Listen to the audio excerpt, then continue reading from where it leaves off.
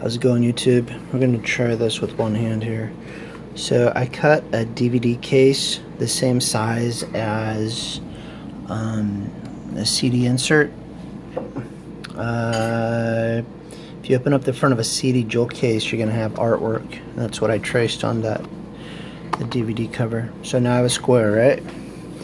I'm going through each of my movies and I trace that square on the DVD art, trace it out, and then I've got a little chopper. I cut it down, I cut the front, and then I cut the back. And the reason why I'm cutting the back is for the UPC. And then, I don't know if I'm going to be able to do this with one hand. We're going to try it here. And then I hit the pause button so that I can make it more professional and be like, voila, it's done. Okay, so once you get that in there, now you got the artwork on the front, you have the UPC, and then I just store the DVD in like so.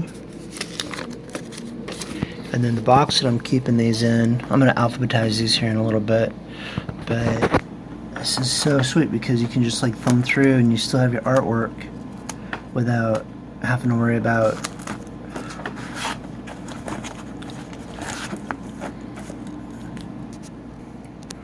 losing it or gluing it. And you just kind of thumb through when you're looking for them, but that's going to go back to something else here.